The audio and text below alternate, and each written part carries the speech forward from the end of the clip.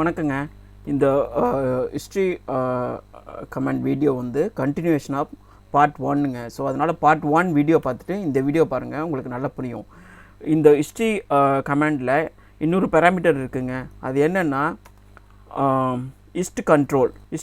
இதில் வந்து இக்னோர் போத்துன்னு இருக்குது. ஆக்சுவலாக வந்து அதில் வந்து 3 பேராமீட்டர் இருக்குது. இக்னோர் ஸ்பேஸு, இக்னோர் டூப்ஸு, இக்னோர் போத்து. இப்போ இதில் வந்து நமக்கு வந்து இக்னோர் போத்துன்னு வந்து செட் ஆகிருக்கு. நான் இப்போ வந்து நிறைய வாட்டி எல்எஸ் கமாண்டு வந்து இப்போ நான் கண்டினியூஸாக டைப் பண்ணுறேன். அது வந்து ஒன்று மட்டும் தான் அது வந்து அதில் போய் ரெக்கார்ட் பண்ணும். ஓகேங்களா? அதான் வந்து இக்னோர் டூப்பு. பார்த்தீங்களா? ஒரு ஒரு ஒரு ஒரு எல்எஸ் மட்டும்தான் ரெக்கார்ட் பண்ணியிருக்கு. அடுத்து ஹிஸ்ட்ரி வந்திருக்கு. ஓகேங்களா? இன்னொன்று வந்து ஸ்பேஸ் விட்டு நான் வந்து எல்எஸ் டைப் பண்ணுறேன். ஓகேங்களா?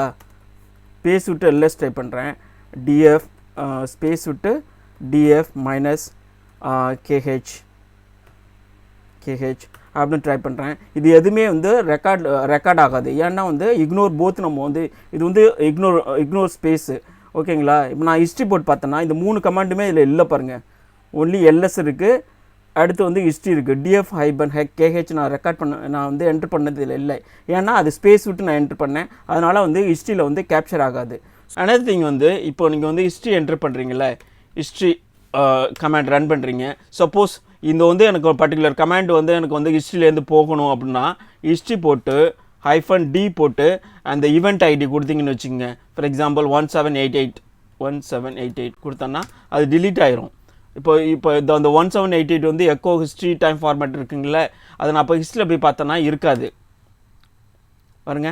1788 வந்து LS-LRT அடுத்த கமாண்ட் வந்து அதில் வந்து போய் ரீப்ளேஸ் ஆகிடும். ஓகேங்களா?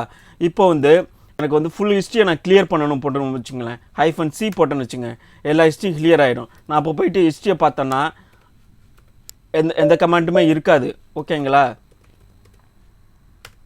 பாருங்கள், லாஸ்ட்டாக நான் இப்போ ரன் பண்ணுற கமாண்ட் ஹிஸ்ட்ரி மட்டும்தான் இருக்குது பாருங்கள், எல்லாம் டிலீட் ஆகிடுச்சு. அதாங்க இதில் வந்து Ctrl+R போட்டிங்கன்னு வச்சுங்க, இது வந்து சர்ச் பண்ணுறேன்னா எப்படின்னா இது நான் வந்து எல்எஸ் போட்டேன்னு வச்சுங்க பாருங்கள், அதில் வருது பாருங்கள். சப்போஸ் வந்து Ctrl+S போட்டோன்னா அது வந்து கண்ட்ரோலான ரிவர்ஸ் சர்ச், Ctrl+Sனா வந்து forward search, backward search, Ctrl+S and Ctrl+R. ஓகேங்களா? பாருங்கள். ஸோ அட் தி எண்ட் வந்தோடனே ஃபெயில் டு சர்ச்னு வரும். இப்போ வந்து நம்ம வந்து Ctrl+R போடணும். ஓகேங்களா? இது வந்து உங்களுக்கு ஒரு யூஸ்ஃபுல் கமெண்ட். ஒன்ஸ் நீங்கள் வந்து அந்த கமெண்ட்டை நீங்கள் பார்த்துட்டிங்கன்னு வச்சுங்க, அதுக்கப்புறம் லெஃப்ட் ஏரோ ரைட் ஏரோ அமைச்சிங்கன்னா ஆட்டோமேட்டிக்காக வந்துடும். நீங்கள் அதில் போய்ட்டு எடிட் பண்ணிவிட்டு நீங்கள் அந்த கமெண்ட் ரன் பண்ணலாம். ஓகேங்களா?